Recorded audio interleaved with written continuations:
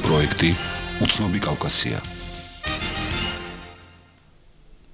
მოგესალმებით, ეთერშია უცნობი კავკასია, რადიო უცნობისა და ტელეკომპანია მაესტროს ერთობლივი ტელეპროექტი. ჩვენი სტუდიის ნომერია 388 და თქვენ ძვირფასო რადიო მსმენელებო და ტელემაყურებლებო 1 საათის განმავლობაში გექნებათ საშუალება დაურეკოთ ჩვენი დღევანდელი გადაცემის სტუმრებს. დღეს გადაწყვეტეთ, რომ ვისაუბროთ ქართული მედიის პრობლემებზე, იმ საკითხებზე, რომელიც დღეს დგას, როგორც ელექტრონული, ასევე ბეჭდვითი ქართული მედიის წინაშე და გადაცემაში სტუმრად მოვიწვიეთ ნინო ჯანგირაშვილი, ტელეკომპანია კავკასიას დირექტორი და ბატონი ლაშატუღუში, გაზეთ რეზონანსის მთავარი რედაქტორი. არ გამოგვივა ალბათ საუბარი მეგობრულ წრეში, იმიტომ რომ ვისაუბრებთ იმ პრობლემაზე, რომელიც დარწმუნებული ვარ, არ არის მხოლოდ ჩვენი ჟურნალისტების პრობლემები, ეს არის საზოგადოების პრობლემა, იმიტომ რომ დღეს ქართული მედიის წინაშე დაგროვდა ძალიან ბევრი, ალბათ განსხვავებული ტიპის პრობლემები, ვიდრე დგას 3-6 თვის წინ, ან 1 წლის წინ და ასე შემდგომ. იცვლება ის გარემოებები, რომელთაც ალბათ ხელისუფლებაც მანიპულირებს. ყველაზე ცინცხალი ამბავია ალბათ ის, რომ გუშინ ტელეკომპანია იმედი გაყიდა ტელეკომპანიის ფაქტობრივმა მფლობელმა გადაყიდა ისე რომ ეს არც ჰქონდა ნაყიდი, არც ჰქონდა ლეგალურად გაფორმებული. ჩვენ დიდი სურვილი გვქონდა, რომ გადაცემაში ამ და კიდე სხვა საკითხებზე მონაწილეობა მიიღო კომუნიკაციების ეროვნული კომისიის წარმომადგენლებს, თუმცა მათ თავი შეიკავეს. მე მესმის, რომ დღეს კომისია დაშლილია, მაგრამ მოვალეობის შემსრულებელი არსებობს, სამსახურების ხელმძღვანელები არსებობენ და სწორედ მათ შეიკავეს თავი დღეს, რომ გამოთქვან მოსაზრებები იმ მოტივით, რომ მოდი დავიდოდოთ ახალი კომისიის შექმნას, თუმცა დღეს მოქმედი კომისიის დროებითი თავმჯდომარე, მოვალეობის შემსრულებელი, როგორც გუშინ გამოქვეყნებულ სიიდან ირკვევა, არის კანდიდატი ახალი კომისიის წევრობისად. მაგრამ მათ ასე გადაწყვიტეს, რომ დღეს არ არის ის დრო, რომ ვისაუბროთ, ვინ რა გაყიდა ჯოზეფ კეიმი და ვის მიყიდა ჯოზეფ კეიმი. თქვენ რაიმე უფრო დამატებითი ინფორმაცია იცით იმისა, რომ ჩვენს მაყურებელს და რადიო მსმენელს მივაწოდოთ, რა მოხდა იმედთან დაკავშირებით. დიდი მადლობა მოწვევისთვის. პირველ რიგში მოდით კომუნიკაციების კომისიაზე ვიტყვი.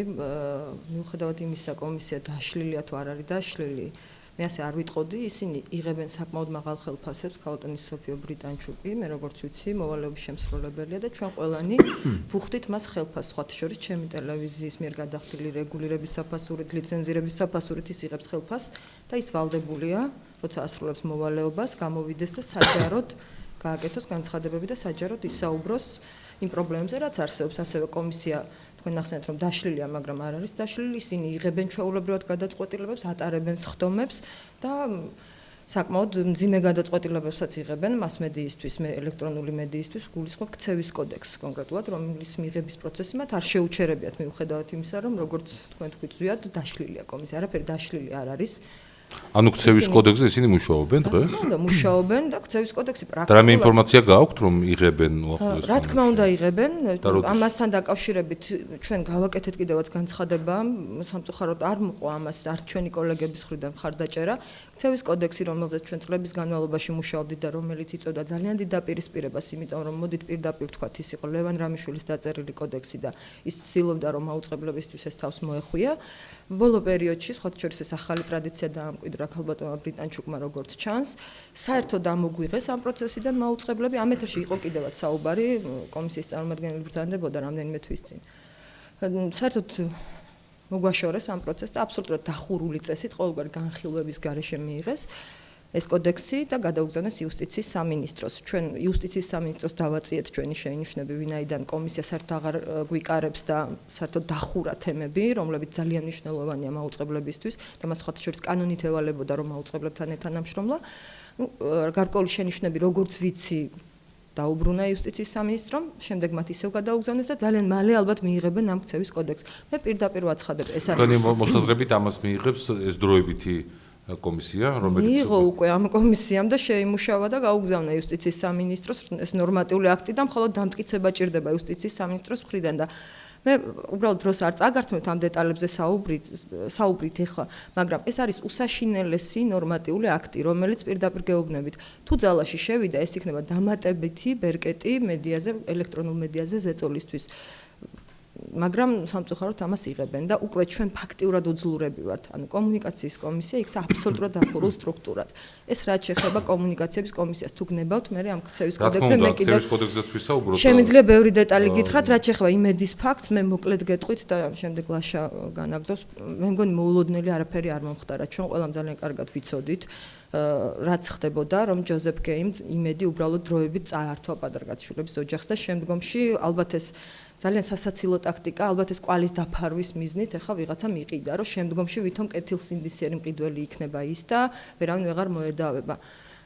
ჩემი ღრმა რწმენით ეს ასე არ მოხდება, იმიტომ რომ იმედი რომ სადაო ქონება ეს იცის მთელმა მსოფლიომ და ის კომპანია, ვინც არ უნდა იყოს ის, მე არ ვიცი ხო ვინ არის ეს რაკინი, პრინციპში ძალიან უცნაური კომპანია, მე მის შესახებ ბევრი ინფორმაციის მოპოვება ვერ შევძელი, ნუ მედია ბაზარზე რომ საერთოდ არ ფიგურირებს ეს ყველამ ვიცით.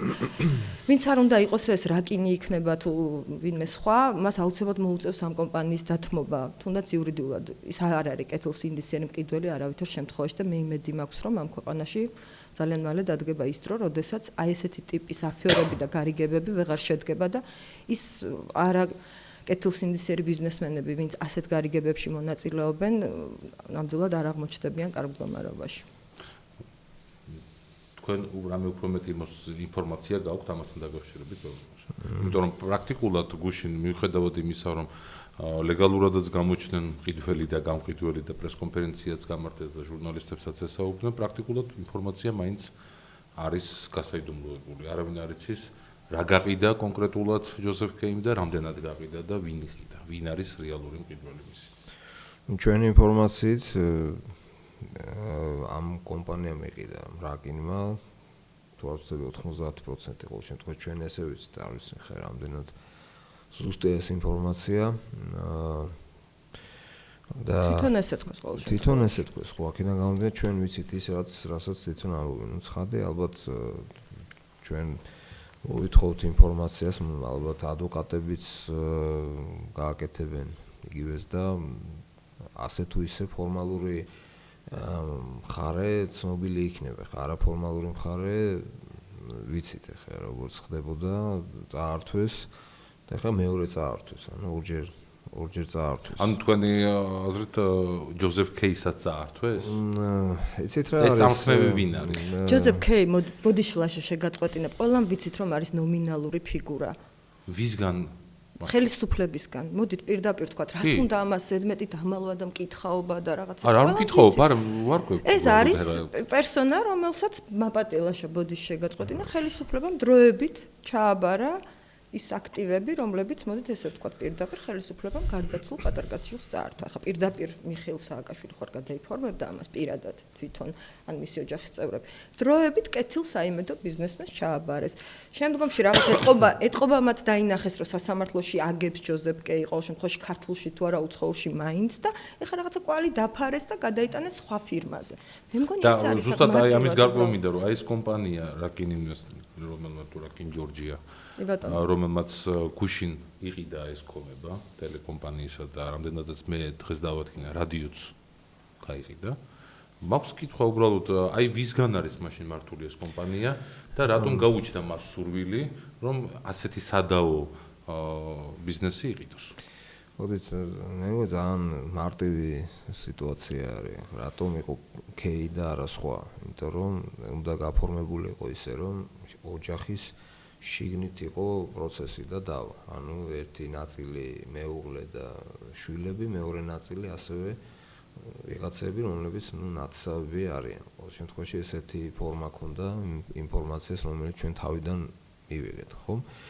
ანუ ეს არ იყო ხელისუფლების ბრალი, ხელისუფლების წარმომადგენლების ბრალი, ეს იყო შიდა ოჯახური დავა. ჭყალებში ცხადია. თავიდან ასეთი ფორმით მოგვაწოდეს ინფორმაცია. ხაც ბუნებრივია ის რომ რესურსი არ არის ესე ვთქვათ უსასრულო და ნებისმიერ ადამიანს გაუჭირდება ასეთ მდგომარეობაში ყოფნა, როგორშიც იყო კეი, ხა როგორი ეს არ უნდა იყო ადამიანი ასე თქვათ მორალთან როგორ მიმართებაც არ უნდა კონდეს, მაინც ძალიან ძნელია, როდესაც მთელ მსოფლიო მიცის, რომ შენს ახლობელს, შენს ნათესავს წაართვი, ყოველ შემთხვევაში ჩემი აზრი ესეთია, წაართვი ქალებს რომ ქრუის, ასე თქვა, პირდაპირ, ხო? შეიძლება ითქვას. აქედან გამომდინარე, მე მგონია, რომ მავრმა შეასრულა თავისი მოვალეობა, როლი და ახლა გამოჩნდა ახალი. ვინ არის ეს რაკინი? ეს ძალიან საინტერესო ორგანიზაცია, მათ საკმაოდ მნიშვნელოვანი აქტივები აქვს საქართველოში, ორი ბანკი, გარდა ამისა რაღაცა საწარმოები, კოდა და ასე შემდეგ. ეს არ არის ესეთი უცნობი ორგანიზაცია, მათ დიდი გეგმები აქვს, თავიდან გაცხადა, რომ ისინი აპირებდნენ საქართველოში მილიარდზე მეტი დოლარს გულისხმობს ცხადია ინვესტიციის განხორციელებას. ზოგადად ბუნებრივია, რომ ფული, რომელიც ესეთი ფორმით შემოდის, ცხადე ბევრ კითხვებს ვადებს ჩვენში და რამდენად ითამაშებენ ისინი, როდესაც ესეთი ხალხი შემოვა ბაზარზე, რამდენად ითამაშებენ იმ წესებით, ცივილური წესებით, როგორც მიღებულია დასავლეთში, ხა ესეთ შეკითხვები ცხადია ბევრი ჩდება ხოლმე. რაკინთან დაკავშირებით შეიძლება რაღაც ვთქვათ, რაკინთან დაკავშირებით, ამ ფირმასთან დაკავშირებით. მე საერთოდ ვერიდები ხოლმე აი კერძო კომპანიებთან დაკავშირებით ეს დისკრედიტებელი განცხადებების გაკეთებას მე ძალიან დიდ პატივს ვცემ ბიზნეს კომპანიას და საერთოდ ვცდილობ ხოლმე არავის იმიჯის შემლახველი განცხადება არ გავაკეთო. მაგრამ დღეს, როდესაც ამ კომპანიამ იკადრა პრაქტიკულად მთელი ქართული საზოგადოების შეურაცხმყოფელი ნაბიჯი, მე არ ვიცი ხა შეიძლება ძალიან პათეტიკური გამომდის, მაგრამ მე ესე აღვიქვამ ამ ნაბიჯს. მან იცის, რომ იმედის საქმე ეს არ არის ერთი ოჯახის საქმე. მე პირადად იმედის საქმე ჩემი ღირსების საქმედ ვიმაჩნია და მოხარული ვიქნები თუ ყველა ქართველი ასე ჩათვლის, იმიტომ რომ გარდაცვლილი ადამიანის ოჯახს თაღლითური მაქინაციებით წაართვეს ქონება და არა მხოლოდ ქონება, არამედ მედია საშუალება, რომელიც ძალიან ადარდებს ბევრ ქართველს. ვინაიდან ამ კომპანიამ გადადგა ასეთი ნაბიჯი, მე თითქოს ვიხსენებდი საერთოდ ამ კომპანიის საქართველოში მოღვაწეობას. გამახსენდა ერთი ფაქტი, მე მქონდა ბედნიერება ალბათ წყალებში, რომ დავსწრებოდი ამ კომპანიის პრეზენტაციას, ეს იყო 2007 წლის ზაფხულში. პრინციპში ჩვეულებრივი ამბავია, რომ პრეზიდენტი დადის ხოლმე ეს პრეზენტაციებს, საკმაოდ დახურული პრეზენტაცია იყო, კი გაშუქდა, მაგრამ ნაკლებად ესე აჟიოტაჟით იქ ბრძანდებოდა პრეზიდენტი და მე უცბად გამახსენდა ეს ყველაფერი, რებს საუბრობდა მიხეილ სააკაშვილი ამ პრეზენტაციაზე. მან თქვა, რომ აი ის რო იყო ჩასული საემიროში, რაღაც აი როგორი მეგობრები არიან ეს ადამიანები, ეს არაბული წარმოშობის ბიზნესმენები, მისი აი როგორ დამეგობრდნენ იქ ოჯახში, როგორი ანგელოზივით ბავშვი იყო, რომ რაღაცაზე უკრავდა იქ ლექს ამბობდა თუ რაღაც ანუ ძალიან თბილი გრძნობებთ. ანუ მე დამჭესτη შთაბეჭდილება, რომ პრეზიდენტი სააკაშვილი იყო ჩასული სადღაც კონკრეტულად, სადღაც რაღაცა გარიგება დადო და ეს ბიზნესმენები წამოიყვანა. როგორც წესი ჩვენთან ამას ქვია ხოლმე ინვესტიციების მოზიდვა. საქართველოში, რომ პრეზიდენტმა უნდა იაროს თურმე ვიღაცის ოჯახებში მოეფეროს რაღაც ჩამოიყვანოს. ცივილიზებულ ქვეყანაში ამას ქვია ჩვეულებრივი კორუფცია და საერთოდ, ну, არ ვიცი, ხო პრეზიდენტი არ უნდა იყოს მაკლერი ჩემის აზრით და მანდა შექმნას ისეთი გარემო, რომ ინვესტორები მოდიოდნენ აქ. ანუ მე გამახსენდა ძალიან ფამილიარული ურთიერთობა პრეზიდენტის ამ ჯგუფთან. მას შემდეგ ფამილიარული ურთიერთობა მას შემდეგ სიმართლე გითხრათ და ძალიან დიდი სიყვარული და იქ, ну, ყვებოდა იმას, რომ ქართველები თბილისის ისტორიაში და აშენებაში არაბებს როგორ დიდი წვლილი მიუძღვით, ну, ეს არაუშავს. ბევრი დეტალი იყო იქ კიდევ. მას შემდეგ მე რაკინის მოღვაწეობის შესახებ საქართველოში არაფერი არ გამიგია. უბრალოდ იმის მერე გავიგე, რომ რაღაცა ტაბახმელაში ძალიან ბევრი მიწები იყიდეს და ძალიან უცნაურად და იქ რაღაცები იყო, ბევრი პრეტენზიები და მერე გავიგეთ, რომ ფოთისპორტი თურმე მათი ხდება, ასე შემდეგ და ასე შემდეგ. უამრავი ქონება გადადის, მთელი პატარკაციშვილების ქონება გადადის ამ რაკინის ხელში. შეიძლება მე პირადად როგორც ერთ მოქალაქეს, როგორც ჟურნალისტს, მიჩნდება ძალიან სერიოზული ეჭვები, თუნდაც იგივე სახალხო ბანკის შესყიდვასთან დაკავშირებით. ჩვენმა ჟურნალისტებმა ჩაატარეს პატარა გამოძიება და იქ ძალიან საინტერესო დეტალები გაირკვა სახალხო ბანკის გაყიდვასთან დაკავშირებით.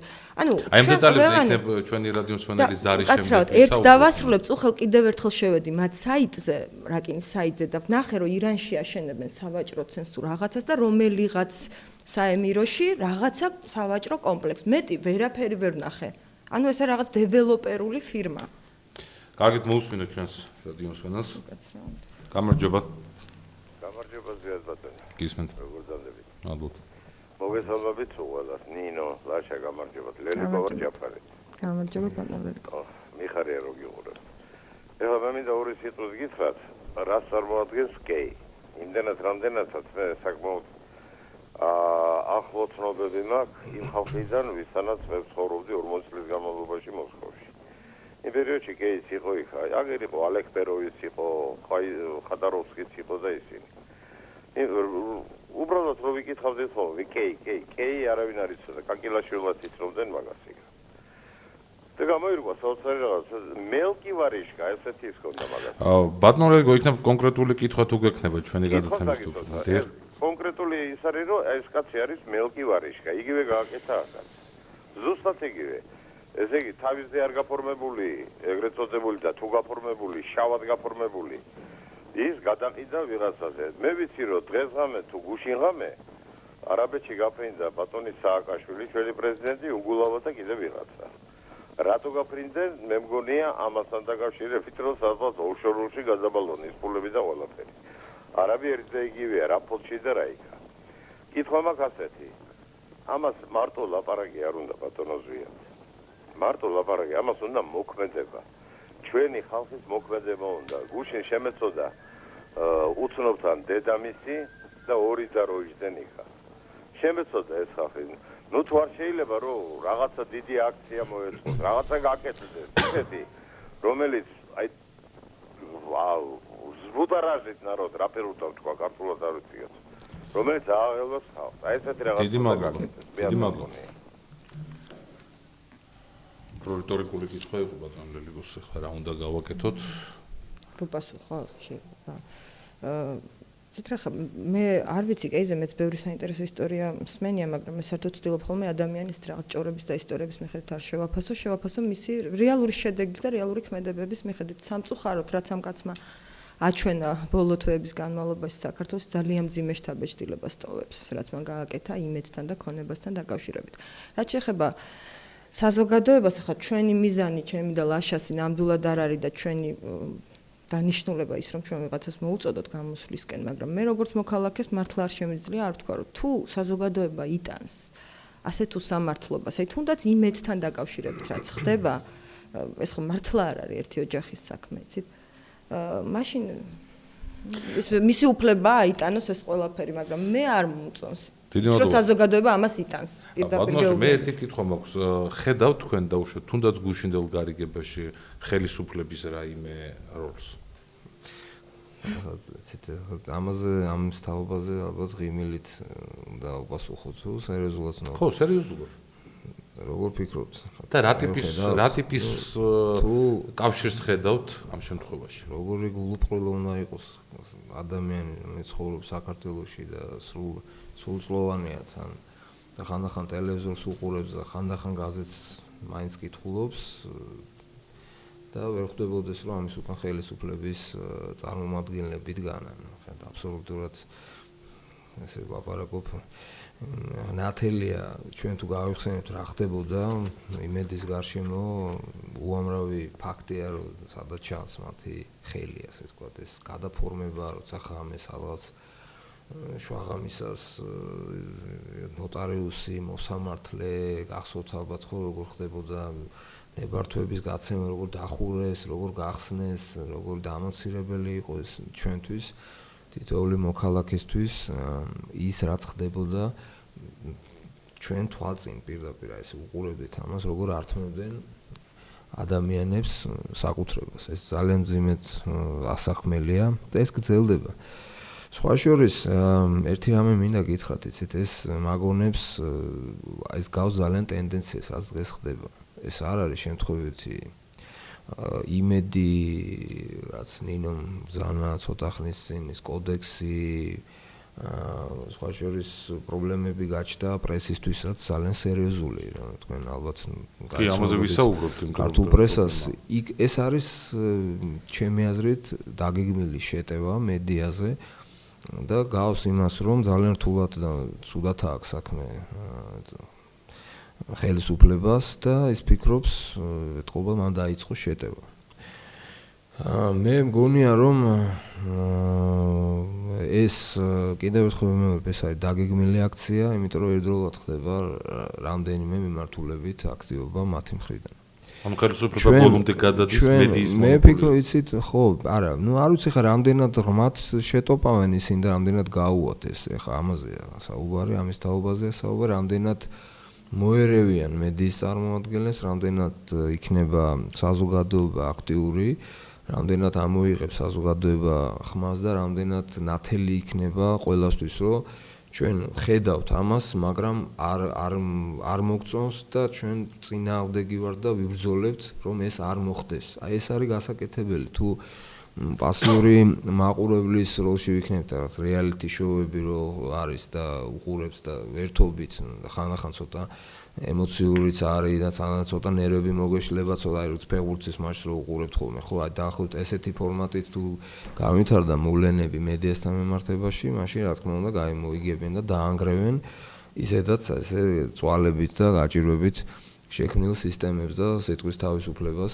აი ეს გარემო არის დღეს მე სრული პასუხისმგებლობით ვამბობ. გარემო, მედია, გარემო, თავისუფალი სიტყვის აი ეს ვითარება საფრთხის ქვეშ არის და ამას ჭირდება ძალიან აქტიური მხარდაჭერა. გამარჯობა. გამარჯობა. გისმენთ. გამარჯობა. გაცილავად ერთი კითხვა მაქვს რა. დიახ. საერთოდ აი ესეთი მომენტი მაინტერესებს. ჩემი აზრით მე რა თქმა უნდა არა ვარ ჟურნალისტი, მაგრამ გონია რომ მით უმეტეს პოლიტიკური ტოქ-შოუების წამყვანი ჟურნალისტი უნდა შეეცადოს რაც შეიძლება იყოს ნეიტრალური, წარმოაჩინოს განსხვავებული პოზიციები და შეეცადოს რომ მსმენელი არ მოექცეს არც ერთი პოზიციის მხრიდან ცდილობას ეს ბუნებრივია რომ ზემოქმედებად გადაიბირონ მსმენელი. აქედან გამომდინარე ჩემი აზრით ჟურნალისტი უნდა შეეცადოს აი კარგი გაგებით მოახდინოს ლუსტრაცია როგორც ერთი მხარის ისე მეორე მხარის და არ უნდა გამოჩნდეს მისი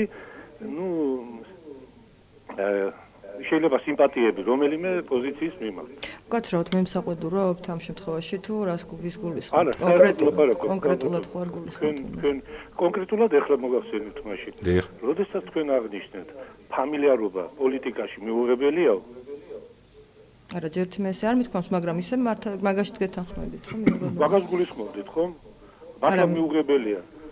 კონკრეტული კითხვაც რო დაგსვათ, ბატონო და უფრო გასაგები იქნება. რაღაც მეგობრობა, იქ პოლიტიკა მეგობრობა და პოლიტიკა ცოტა შეუთავსებელი მცნებებია. აი ფამილიარობა რატომ არ აღინიშნება თქვენი მხრიდან ოპოზიციაში მონაწილე პოლიტიკოსებისათვის მათთან ჟურნალისტების დამოკიდებულების თვალსაზრისითაც აი ეს ფამილიარობა რომელიც აქეთ ამ მხარესაც არის.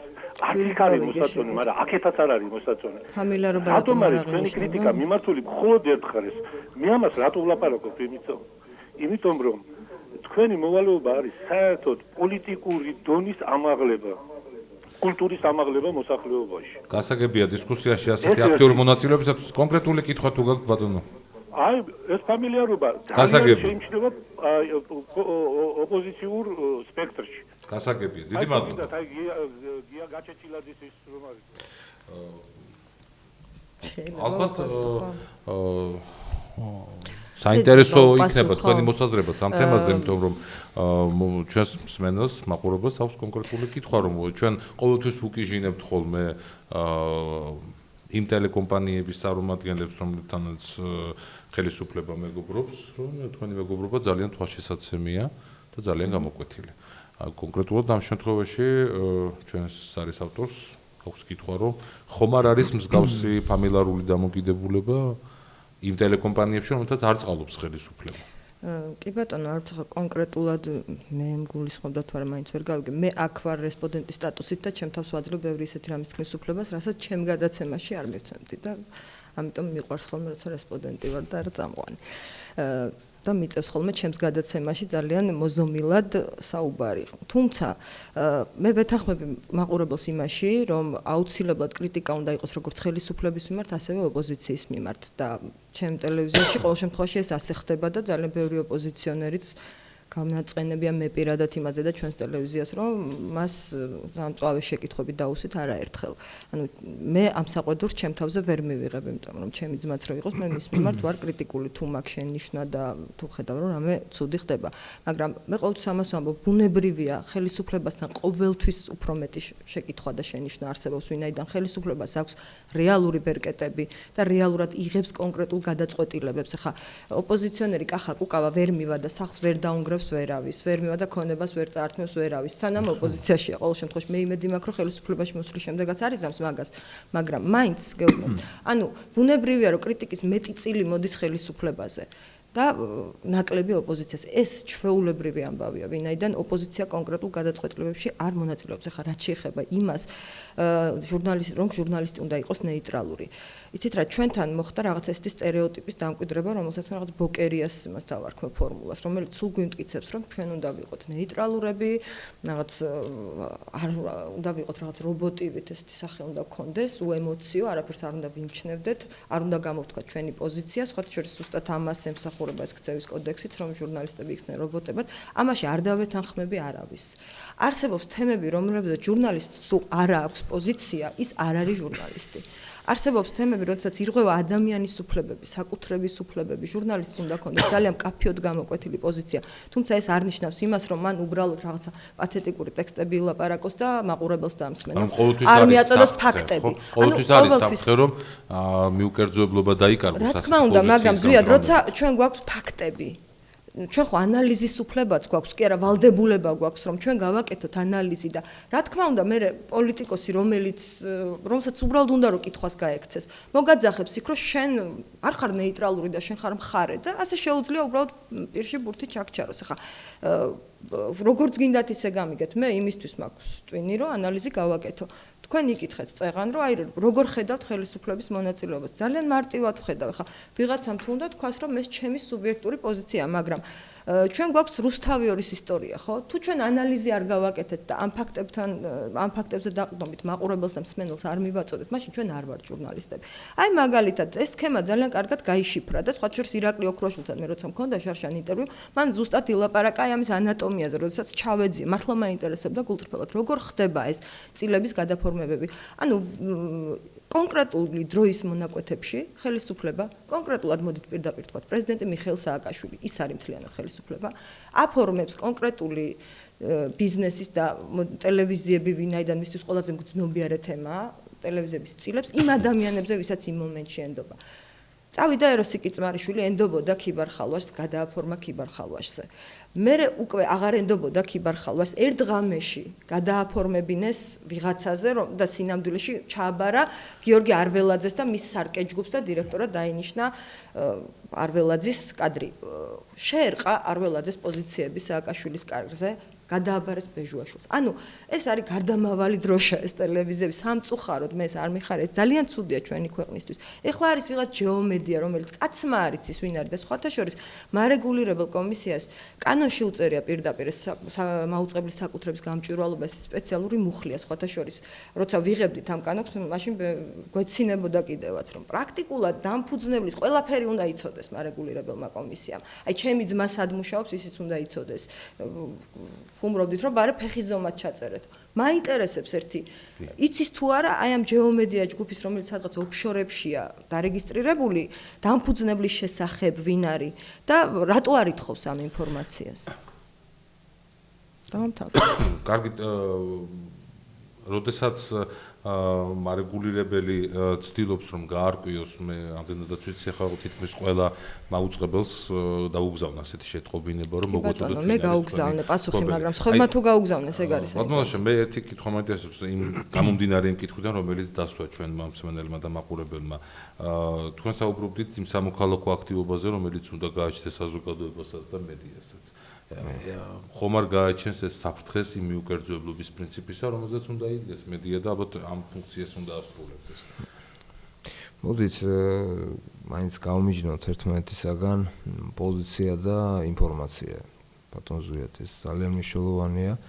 გაზეთის მაგალითზე ვიტყვი ამას. ესე იგი, გაზეთის ძირითადი ნაწილი დათმობილი აქვს ინფორმაციას. ანუ აქ არ ჩანს პოზიცია ჟურნალისტის. ეს არის კონკრეტული ამბავი, კონკრეტული ისტორია და ამ ისტორიასთან დაკავშირებული სხვადასხვა ადამიანების პოზიცია. ეს ადამიანები შეიძლება იყვნენ დაპირისპირებული ერთმანეთთან და ასევე უნდა იყოს დამოუკიდებელი ექსპერტების შეფასებები ან და რაღაცა სხვადასხვა დოკუმენტების განხილვა ან რაღაცების, რომელიც ეხმარება გახსნაში ამ ისტორიის, ხო?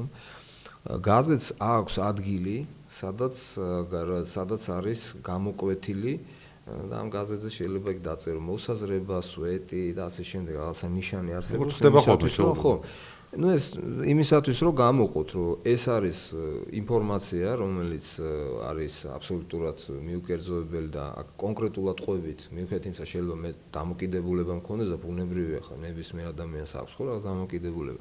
მაგრამ ჩვენ ამ დამოკიდებულებას არ გამოვხატავთ. აი იმ ადგილას კიდე ჩვენ შეგვიძლია ჩვენი პოზიცია გამოვხატოთ. არა მარტო ჩვენ, შეიძლება ვიღაცა სხვა კონკრეტულ ადამიანსაც მივცეთ საშუალება გამოვხატოს პოზიცია.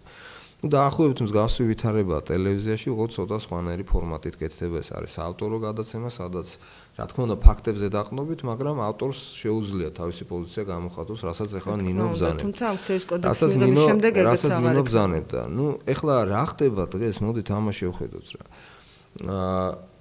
აქტიური პროცესი არის, ფიქრობ, შეავიწროონ მედია, დღეს დაწყებულია ეს პროცესი და ძალიან კარგად ჩანს ახლა იგივე საკუთრების გადაფორმების თვალსაზრისითაც, ახალი რაღაცა გაუგებარი მოთამაშეების გამოჩენითაც პრესაშიც და ასე შემდეგ, რა უნდა გავაკეთოთ ჩვენ? ახლა ჩვენ ცხადია მოქმედებთ რაღაცა პოზიცია გაგვაჩნია, მაგრამ გაგვაჩნია პოზიცია კონკრეტულ საკითხებთან დაკავშირებით. არ შეიძლება ხა გავჩუმდეთ, როდესაც იღებენ კანონს, რომელიც შეეხება მომავალში მედიის საქმიანობას, თქვა პრესის საქმიანობას და არ შეიძლება გავჩუმდეთ და ხმა არ მოვიღოთ აი ამ ასე ვთქვათ, ქცევის წესების კოდექსთან დაკავშირებით, რომელიც ასევე შეზღუდავს ან გაუფუჭებს საქმეს, ან გადააქცევს უინტერესოს, მიკერძოებულს და ასე შემდეგ ჩვენი კოლეგების, ტელევიზიების და რადიოების საქმიანობას, ხო?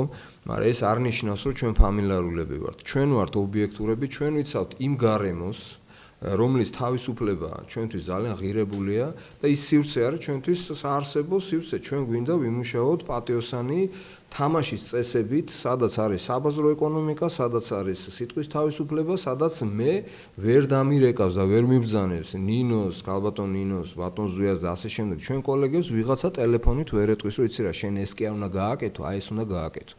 ეს ძალიან პრინციპულია. ეხლა ვინ აკეთებს, ვინ იღებს ამ გადაწყვეტილებს, რა თქმა უნდა იღებს ხელისუფლება. თუმცა მე აქვე მინდა ერთ რამეს გაუსვა ხაზი, რომ არაერთხელ ჩვენი გაზეთის ფურცლებიდან, სხვა საჯარო გამოსვლებშიც გამოგვიტყოს პრეტენზიები ოპოზიციის მხრიდანაც, როდესაც მათ არ შეასრულეს ის ფუნქცია, რაც უნდა შეესრულებინათ. არ გააკრიტიკეს ხელისუფლება, არ დაგვიდგენ ხანდახან.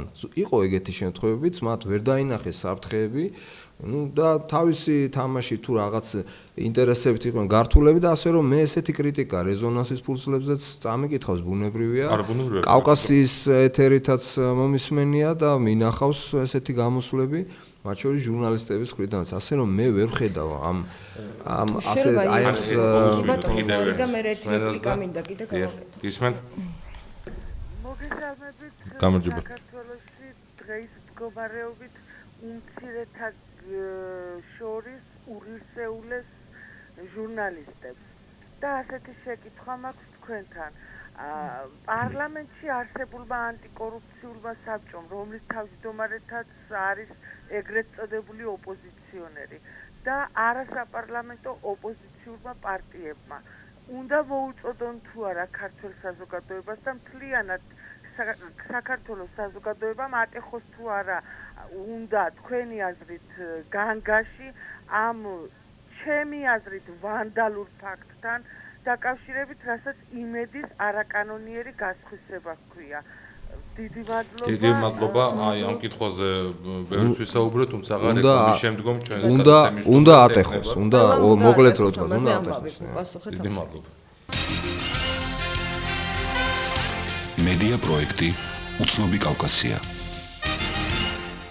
უცნობი კავკასია განაგრძობს მუშაობას პირდაპირ ეთერში. ჩვენი გადაცემის სტუმრები არიან ნინო ჯანგირაშვილი და ლაშა ტუღუში, ჟურნალისტები, რომელთანაც ერთად დღეს ვსაუბრობთ ქართული მედიის პრობლემებზე და ახლა არის ხაზე ჩვენი მსმენელი და მაყურებელი, მოგონებს ჩვენი პროდიუსერი და მოусმინოთ, რომელიც გერმანიიდან გვირეკავს. გამარჯობა. გამარჯობა, მოგესალმებით ყველას. ასეთი კითხვა მქონდა, მაგრამ ქალბატონმა დამასწრო წინა დარეკვაზე. განგაში უნდა ატყდეს, რა თქმა უნდა, განგაში უნდა ატყდეს. ეხლა კი არა, კაი ხმის ამწყდარი უნდა იყოს. რა თქმა უნდა, იმედის თაობაზე, მაგრამ იმედი ეხლა მეორე მხარეს უნდა გადავდოთ ხალხო. პირველი განგაში არის საქართველოს გარშემო ასატეხი. რა ხდება დღეს საქართველოში. როდესაც მოვა ახალი მთავრობა, ხელისუფლება, ნორმალური, როგორც ჩვენ გვინდა უკვე და დავისახურეთ ამდენი წამების მერე. ნელა გამოირკვევს ყველა იმ საკითხს, პატარკაცშვილსაც დაუბრუნდება ოჯახს, უბრალოდ ღმერთმარცხნევს პატარკაცშვილი და ოჯახს ის თავის საქმეები. იმედი და განგაში უნდა ატყდეს 9 აპრილს. აღარ შეიძლება მეტის მოთმენა და ყველაფერი დაალაგდება. გამოძიებული იქნება და დაბრუნებული იქნება ყველასთვის, რაც იქნა წარქმეული, ვინც იყო მოკლული, იმასაც მიესწრება საზღვაური კვლევს და ასე შემდეგ. და ერთი კითხვა კიდე გუშინ უსმინე ქალბატონ ინგა გრიგოლიას, რომელსაც უღრმეს პატივს მოაგრესა დიდ პატივს. მაინტერესებს ხალხო, პირველ რიგში ჟურნალისტობა თუ ენა მამული სარწმუნოება. რა დღეში ვარ დღეს? მადლობა. აზრი საერთოდ ამას მე ჟურნალისტი ვარ, უნდა წავიყვანო საქმე ისე როგორც ობიექტურად. დიდი მადლობა ზარს. მადლობთ. ზუსტად თუ შეიძლება მომცემთ სიტყვას. მე მინდა წინა თემას ისე დაუბრუნდე, რაც შეეხება ნეიტრალურობას და ობიექტურობას. ლაშამ თქვა პრაქტიკულად, გარკვეულად გავიმეორებ და მე კიდე მინდა რაღაც დავამატო. საინფორმაციოში ჩვენთან ვერ იპოვით ვერცერთ შეფასებით სიტყვას. ანუ ჩვენ ვაწვდით მკაცრ ფაქტებს, ყოველგვარი ინტერპრეტაციის და შეფასების გარეშე ჟურნალისტებს. თუმცა თუ ток-შოუში მაგალითად ჟურნალისტი იტყვის ესეთ რამეს, რომ აი დავუშვათ გირგვლიანის ამბის შემდეგ, ხო? მე მქონდა ток-შოუ მაშინ და მე ვთქვი ესეთი რამე, რომ ნებისმიერ ქვეყანაში შინაგან საქმეთა მინისტრი აუცილებლად გადაყვებოდა ამ ისტორიას, თუ მისი მეუღლე, თუნდაც არაპირდაპირ, თუნდაც ის მართლაც არაფერ შუაში იყო და არ იყო შემკვეთი ამ ყველაფრის, აღმოჩნდებოდა გარეული ასეთ სკანდალში. მითხარით, ასე არ არის? ეს ჩემი მოსაზრებაა თუ ეს ფაქტია? ეს ხო ფაქტია, რომ ნებისმიერ ქვეყანაში გადაყვებოდა. ნებისმიერ ქვეყანაში გადაყვებოდა, საქართველოში არ გადაყვა. დღეს ჩვენთან გადის სიუჟეტი საინფორმაციოში, მე პირადად შემზარა გაზეთმა ალიამ გამოაქვეყნა დღეს, რომ წუხელ პრეზიდენტის დაცვამ ხელოვნების მუზეუმიდან წაიღო ფიროსმანის ნახატი გიორგობა ბოლნიში. ესე იგი, კომენტარს არ აკეთებს კულტურის სამინისტრო, კომენტარს არ აკეთებს პრეზიდენტის ადმინისტრაცია, ერთ-ერთი აღშფოთებულები არიან ხელოვნებაცოდნეები, თვითონ მუზეუმი კომენტარს არ აკეთებს. მე რაღაცა გითხრას, რომ აი 2 თვით წაიღო და დააბრუნა. ამიხსენით, მე როგორც ჟურნალისტ არ მაქვს უფლება რომ თქვა, რომ ეს არ არის სწორი და ეს არის კანონდარღვევა. ერთი წუთით მართლა წარმოიდგინეთ დღეს ბატონმა გოგი ხოშტარიამ თქვა, მონალიზა რო წაიღო სარკოზიმ ლურიდან მოხსნას და დაიკიდოს 2 თვე მათხოვეთ ჩემ რეზიდენციაში დავკიდე. იცით რა მოხდება? ეს ცივილიზებული ფრანგი ხალხი ხა მე არავისკენ არ მოუწოდებს, მაგრამ გამოვა ქუჩაში, იცით როგორი რევოლუცია მოხდება? ხა არ მითხრათ რომ არა. სარკოზის მაპატით და დაკიდებენ ფეხებით.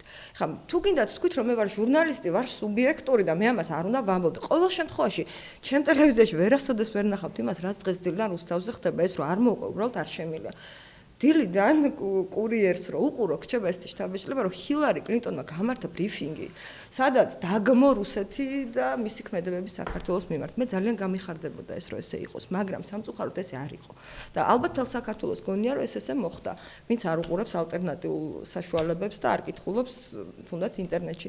დღეს უბრალოდ გამოქვეყნა, თან მინიშნებაც იყო ვაკო ავალიანის 12 საათიანს უყურე და ძალიან გამეცინა, წარედ რა თქმა უნდა, რომ აი ეს ნიშანდობლივია, რომ ეს განცხადება დაემთხვა მედვედევის და მის შეხვედრას, ობამას შეხვედრას. ხალხო კი არ დაემთხვა, ეს არის ყოველწლიური ადამიანის უფლებების შესახებ ანგარიში, რომელიც ქვეყნდება ყოველი წლის თებერვალში, წინა წლის ანგარიში. იქ გამოქვეყნებულია საქართველოზე ანგარიში, ქართულ მედიაზე მე ძალიან არ მიხარია იქრებით წერია. იქ წერია ყველა ის მძიმე ფაქტი, რაც გასულ წელს ხდებოდა ქართულ მედიაში. იქ არის ძალიან მძიმე შეფასებები იგივე ცხინვალთან დაკავშირებით ჩვენთვის. იგივე სასამართლოსთან დაკავშირებით ძალიან მძიმე დასკვნა ქართული მხარისთვის და ამერიკის სახელმწიფო დეპარტამენტის დასკვნას, რომელიც დევს მათ ვებგვერდზე, რომელიც თებერვალში ყოველთვის ქვეყნდება ხოლმე წინა წლის დასკვნა. და ეს რასაც თქვათ, აი ეს სახელმწიფო ტელევიზიები აკეთებენ, უკაცრავად მე აღარ მაქვს რაღაცა კოლეგიალობა, არანაირი კოლეგიალობა, ისინი არ არიან ჩემი კოლეგები. ეს არის აბსოლუტური ტყუილი, ეს არის ფალსიფიცირებული ინფორმაცია, რომ დილიდან თელ ქართულ ხალხს გონია, რომ ჰილარი კლინტონმა მის დასაცავად გამართა ბრიფინგი რუსეთის წინააღმდეგ. ეს იცით რა არის? ადამიანს ინფორმაცია ჭირდება იმისთვის, რომ გარემოში რაღაც ორიენტირება გააკეთოს. ეს ინფორმაცია ჭირდება მას ცხოვრებაში ძალიან მარტივად. ისევე როგორც წამალი ჭირდება. შენ როცა მას აწვდი ფალსიფიცირებულ ინფორმაციას, ეს ისეთივე დანაშაულია, როგორც ფალსიფიცირებული წამლის გაყიდვა. აი, როდესაც თქვენ საუბრობთ ინფორმაციაზე, რომელიც უნდა გაავრცელოს ელექტრონულმა მედიამ, რომელსაც გავრცელების საკმაოდ ფართო არეალია და უნდა მიიღოს უტყუარი ინფორმაცია მომხმარებელმა, თითოეულმა ჩვენმა მოქალაქემ ფაქტია. იგივე ამოცანის წინაშე დგას გაზეთები. მე ვიცი, როგორც მკითხველი, დაინტერესებული მკითხველი, თუ რა ტიპის პრობლემებს ვაწყდები პირადად მე, როდესაც დღეს მაგალითად უკვე თბილისის ცენტრში ვყიდულობ გაზეთებს. რომ მივიღო ინფორმაცია გაზეთებიდან. გამოწერილი მაქვს და სამწუხაროდ პირადად არ ვიცი, მაგრამ ვიცი რომ არის პრობლემა. დგას კონკრეტულად გაზეთ რეზონანსის წინაშე, მე როდესაც დღეს ვფიქრობდი გადაცემაში მონაწილეობდა ბატონ დაში, მე ეს კითხვაც მქონდა საგანგებოდ მომზადებული, იმიტომ რომ მე რამდენადაც ვიცი, იმ კომპანიას, რომელმაც გაიმარჯვა დღეს ტენდერში, თუ ასეთოდაც არ ჩატარებულა ტენდერი, როგორც ვიცით და ქალაქის ცენტრში განათავს ჯიხურები, რომელშიც ყიდის პრესას, გაზეთი რეზონანსი არ აწვდის მას გაზეთს, ამით პრაქტიკულად გამოხატავს ბოიკოტს. და მე მაგალითად ხანდახან მიჭირს ხოლმე რა, მივდივარ ჯიხურთან, მგონია რომ დადგეს ჯიხური, სადაც უნდა ვიყიდო გაზეთები და იქ არ არის გაზეთი რეზონანსი. და უნდა ვეძებო მე ისე იმ კუთხე კუნჭულებში უკვე სადაც იმალებიან გაზეთების გამყიდველები. გაზეთები თუ აწვდიან რეზონანსის. რამდენადაც სტატიიდან გავიგე, რომელიც ამის შესახებ გამოქვეყნდა, ისინიც არ აწვდიან. მართლა მაინტერესებს კონკრეტულად რაში მდგომარეობს საქმე. ეს არის მოდი ასე დავარქვათ, ღიადაც რომ ვისაუბროთ, ეს არის მცდელობა იგივე ცენზურის, თუ ეს არის მხოლოდ და მხოლოდ მონაწილეობა მედია ბიზნესში, აი ამ ფორმით, რომ ვიყოთ მონოპოლისტი ბაზარზე. იცით, ძალიან გასაგები რო იყოს იმ ადგილას, სადაც დღეს რა მოულოდნელად გაჩნდა ახალი ჯიხურები, იყო სხვა ორგანიზაციები, ჯიხურები იდგა და ისინი ყიდნენ სტენდები და ასე შემდეგ. გაგახსენებთ ცოტა ხნის წინ ეს პერიოდულად ხდებოდა, მაგრამ ჩვენიერ დღეს ყველაზე მნიშვნელოვან ადგილებში დაწყებული თავისუფლების მოედნიდან დასრულებული ვაკის პარკის ჩათვლიდა ერთ დღეს და შემდეგ რაღაცა პერიოდის განმავლობაში მეტროებთან ყველაზე კარგ ადგილებში, სადაც ყველაზე ბევრი ადამიანი, დიდი რაოდენობით ადამიანები იკრიბებიან, მიადგა პოლიცია და ააგებინეს ჯიხურები და სტენდები. თქვენს რომ ეს აუშნოებს, ასე ვთქვათ, ქალაქს, ზოგიერთ შემთხვევაში საერთოდ არაფერი არ უთქვეს, არ ახსნეს. და უთქვეს რომ რაღაცა დროის შემდეგ ჩატარდებოდა ტენდერები, ინერვიულებდნენ ისინი და ჯერტი გაიჭიმა დაახლოებით 2 წელი არაფერი არ მოხდა და მოულოდნელად რომ არც ერთმა ორგანიზაციამ, რომელიც აქამდე და დღესაც საქმიანობს ამ ბაზარზე, არ იცოდა არაფერი. და უცბად ჩვენი დღეს აღმოჩნდა იმ ადგილებზე, სხვა შორის სადაც არ იყო აკრძალული იქაც იდგა სტენდი იმ ადგილას დადგეს ჯიხური, აღმოჩნდა რაღაცა ჯიხურები. ვინ არიან, რა არიან? ახლა ჩვენ გუშინ შევიკრიბეთ გაზეთები, მე შემიძლია ჩამოგითვალოთ კვირის პალიტრა, რეზონანსი, ახალი თაობა, ალია, ჯორჯიან ტაიმსი, ნუ არ ვიცი ხა თბილისელები ჟურნალი გამავრცელებლები ისინი ვინც დაახლოებით 20 წელია საქმიანობენ, ხო ძალიან დიდი შეხვედრა იყო. არავინ არ იცის როგორ გაჩნდა ტენდერი, ჩატარდა, არ ჩატარდა. ნუ რაღაცა კომპანია და ნუ ჩვენ ახლა რაღაც სახელი კი ახლა გავიგეთ დღეს სწორედ, ნუ ამათ უკან დგანან ისევ ისინი ვინც დგას, თქვათ ანუ ხელისუფლების წარმომადგენელი რომ გაყვები აღმოაჩენ რომ ისინი დგანან ამის უკან. ეხლა რა მიზანი შეიძლება უფრო კონკრეტულად შეგვიძლია ვთქვათ თუ არა. ვიცით რა, ძალიან მალე დავადგენთ ამას დეტალურად. ეხლა მე მაქვს ინფორმაცია, უბრალოდ დადასტურება გვჭირდა. ეხლა ჩვენ ოფიციალურად მიმართეთ, გამოვითხოვეთ ინფორმაცია ამის თაობაზე, მაგრამ როგორ შეიძლება არავინ არ იცოდეს და მოულოდნელად გაჩნდეს, ესე იგი არც ტენდერი, არც არაფერია. ეს რას ნიშნავს? ეს ნიშნავს, რომ როგორც აი მე მინდა არავინ არ მაინტერესებს და სადაც როგორ და რაც მინდა იმას გავაკეთებ. აი ესეთი ნაბიჯია ეს. ეხლა წარმოიდგინეთ, ჯერ ჩხუბი დავიწყეთ, რატომ აიგეს ეს, ხო? ნუ მე მოგვატყუეს და თქვენს ტყვილი და არ შეასრულეს პირობა. შემდეგ იღებდნენ რაღაც კანონს, მოულოდნელად ორი კითხვით პარტიზანულად გამოიტა ავტეხეთ ერთი ამბავი ძლივს გაჩერდა ეს კანონი. მე თქვენს რომ ეს კანონი ამას ეხება, არ ეხება.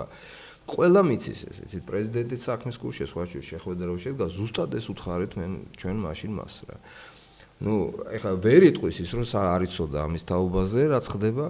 ეხლა დღეს დგას საკითხი ისეთნაირად რომ შეიძლება სხვაგან სადაც ასევე ჯიხურებია, იქაც მიადგნენ და რა არ ვნახეთ ჩვენ რამდენიმე წლის წინ როგორ იღებდნენ ამ ჯიხურებს, როგორ აუბედურებდნენ ხალხს, ხო? და ეხლა წარმოიდგინეთ, ეს არ არის ვიღაცა ჩაქცეული მილიარდელები, რომლებსაც იმდენი აქვთ, საწაიღონ არის. ეს არის ძალიან ხშირ შემთხვევაში საკმაოდ გაჭირვებული ადამიანები, რომლებიც ამითი ცხოვრობენ, ოჯახებს ინახავენ დღეში, სიცივეში, ღამე, დღე, თოვლში, წვიმაში დგანან და რაღაცა საქმიანობენ იმისათვის, რომ ოჯახები შეინახონ. ახლა ვიღაცას იქ ბევრი ფული აქვს, დიდი ძალაუფლება აქვს, კიდე მეტი ფული უნდა და კიდე მეტი ძალაუფლება უნდა და აი ამ თავისი იმას რომ შიშები აქვს და პარანოია დაემართათ, ხო? და მე მგონი დიდი ხანია ზოგიერთებს დაემართა, ამიტომ უნდა მიადგნენ ახლა და უნდა დაანგრიონ ის ბიზნესები და ის ასე ვთქვათ რაღაცა კუნძულები, რომელიც წვალებით და შრომით არის შექმნილი და ახლა ჩვენ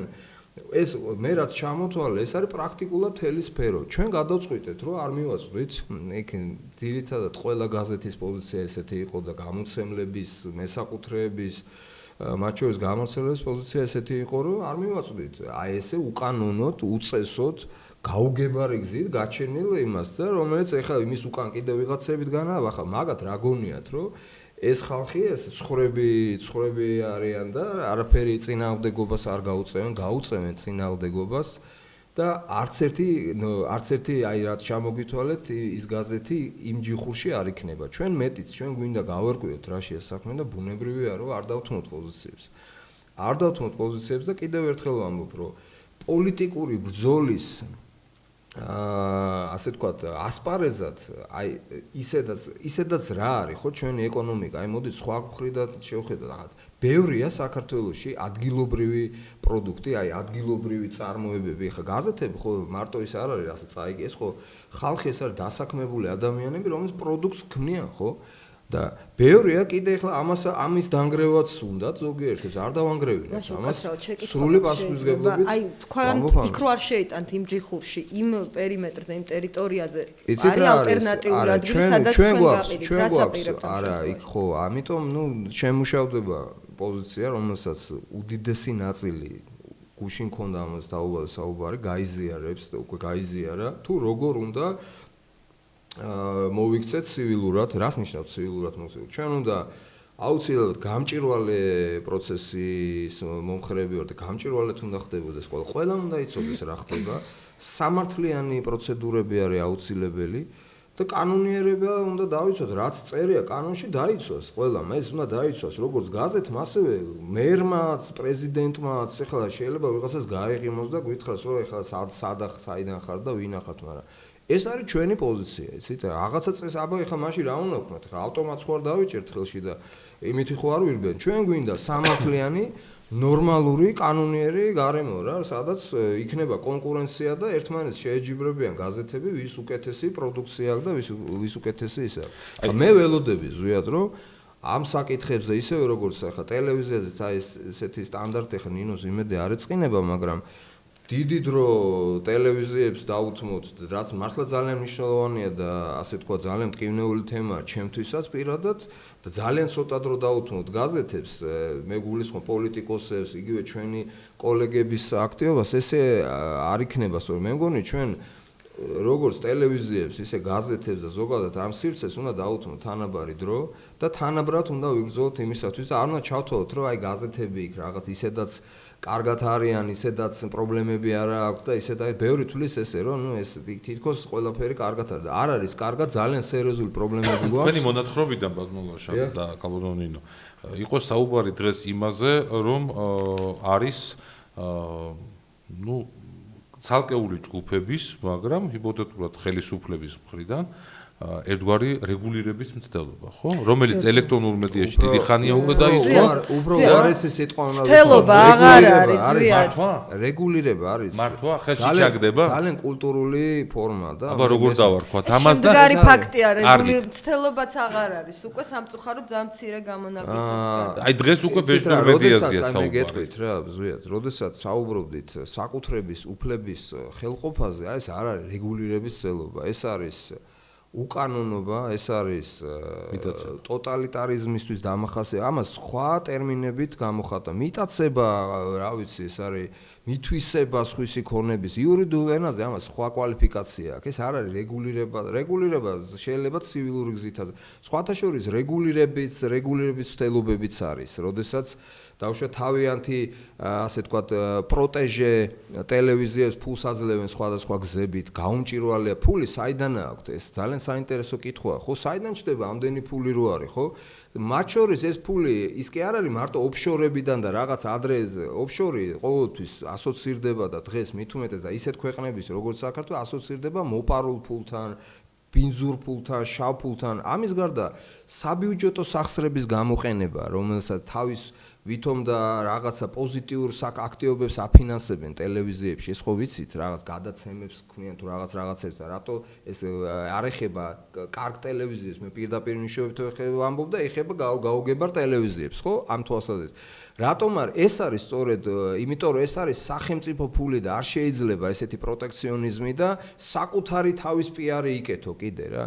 არჩევნებში რაც ხდებოდა და ერთი რამე, ეცით, აი საკუთრება ყველა პრობლემა, რომელიც არის დღეს ქვეყანაში ეხება მედიასაც რა. ეხება ბიზნესსაც, ეხება მეწარმეებსაც, ცოტა ხნის ერთი წამით გადაუხვია, ცოტა ხნის წინ გაზეთში გამოვაქვეყნეთ საარჩევნოდ და ნუ მერეც ვინ რამდენმა კომპანიამ დააფინანსა და კომპანიის ასე თქვა სახელწოდებები იყო მართველი პარტია. ნუ იცით რა, წაიკითხავთ ამ სიას და ამ თანხებს რა. ნუ ძალიან ძიმე შთაბეჭდილება გრჩებათ. აი ზუსტად ეგეთი სიტუაცია, ეს არის ძალადობა ბიზნესზე. შეიძლება არაბზეც იყოს ძალადობა, სხვათა შორის არაბის პრობლემა კი არ არის ამ შემთხვევაში, ეხლა რომ დაუბრუნდეთ უპირველო თემას, ეს არის ხელისუფლების პრობლემა, რომ როგორ შეიძლება გონება და დამჯდარი ბიზნესმენმა აი ასეთ რამეში ჩაყოს ფეხი, ეს რა თქმა უნდა ეს ნიშნავს იმას, რომ და ამდენი მილიარდი და ამხელა რამეზე როცა ლაპარაკი და რეპუტაცია ნიშნავს, რომ ვიღაც აიძულებს, მაგრამ არ შეიძლება დღეს ბიზნესი აიძულო, როცა გინდა აყიდინო, როცა გინდა გააყიდინო, როცა გინდა დაუნგრიო, როცა გინდა არ დაუნგრიო, ეს ასე არ არის და არ შეიძლება შეეხო მედიას მით უფრო და რაც დღეს ხდება, ხო, აი ამ ასეთი ფორმით და გაუგებდა მილიონი შეკითხვა დავსვი და პასუხი ვერ მივიღეთ. არ შეიძლება შეეხო მედიას, იმიტომ რომ აუცილებლად დამარცხდები რა. და თან დამარცხდები ძალიან მტკივნეულად. ძალიან მტკივნეულად ისტორია ამას არ არის ესე მარტივად აღწევდება არც 5 წელია და არც 1 წელია.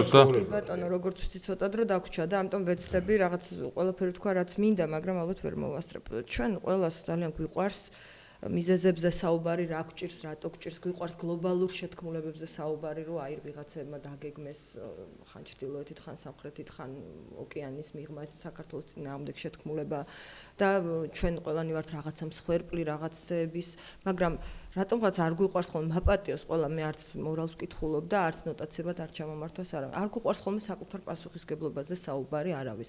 ხა ლაშა, მე ძალიან გამიხარდება თუ ყველა შენი კოლეგა გაზეთებიდან გამოიჩენს სოლიდარობას და თქვენ მართლა არავინ არ შეიტანთ იმ ჯიხურებში, თუნდაც რა გარკვეული ზარალი გქონდეთ რაღაცა პერიოდი. პრაქტიკულად ყველა მთახლობა განაცხადა ეს სოლიდარობა თუ შედგება, ასეთ შემთხვევაში თქვენ გაიმარჯვებთ. ასეთ შემთხვევაში ჩვენ ყველა გავემარჯვებთ თუ ვიქნებით სოლიდარულები ერთმანეთის მიმართ. მაესტრო შემთხვევა ეს დაადასტურა, როცა ძალიან ბევრი მედია საშუალება და ჟურნალისტი დადგა ერთად, ახლა მე არ მჯერა გიორგი თარგამაძე შეუძლია დაიბრალოს, რომ თვითონ გააკეთა, მაგრამ რეალურად ეს მართლაც ასე იყო, როცა საერთაშორისო ორგანიზაციებს აწვდი ხმას და იბრძვი ამისთვის, შენ იღებ იმას, რასაც ითხოვ რა. როდესაც ამბობენ ხოლმე, რომ აი ეს დახურეს, ის დახურეს, ცადეს ბოლომდე იმ ხალხმა იმის დაცვა. მოდით გავიხსენოთ ხალხო, რატო არ ვიხსენებთ ამ ყველაფერს რა? შეიძლება ძალიან ცუდ რამეს ვამბობ, არაპოპულარულ რამეს ვამბობ. იბერია ჟურნალისტები იბრძოდნენ გლებივით. საინფორმაციო ხელმძღვანელი იბრძოდა, მაგრამ საბოლოოდ დამფუძნებელმა აღარ გააგრძელა ბრძოლა და შეეშვა ამ საქმეს. იმედი საბოლოოდ ისევ თანამშრომლები გამოვიდნენ, მე ის კადრი არასოდეს არ დამავიწყდება, ერთად რო იყვნენ ჩამწკრივებულები და ჩვენ ვხურავთ ამ არხს. მე არ ვიცი, შეიძლება მეტი გზა არ იყოთ, მე არ მჯერა ესეთი რამის არასოდეს, რომ მეტი გზა არ არის. გზა ყოველთვის არის თუ გაქვს სურვილი.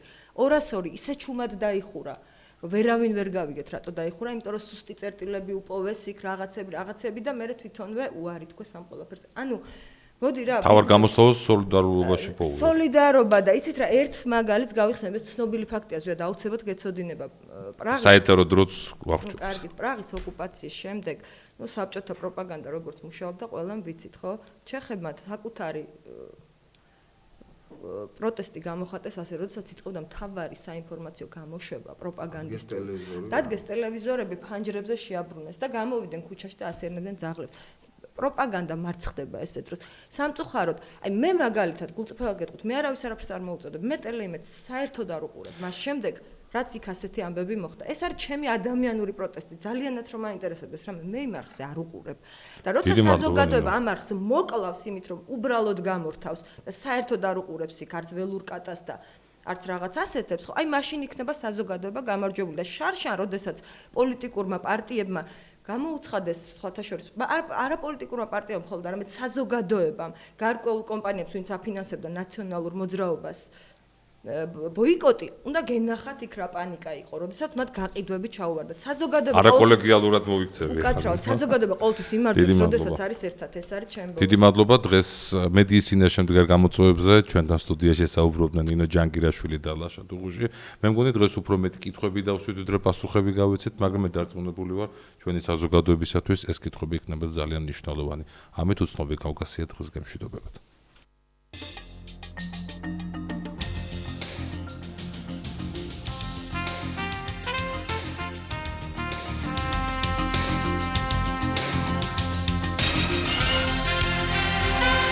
ეთერში იყო გადაცემა უცნობი კავკასია.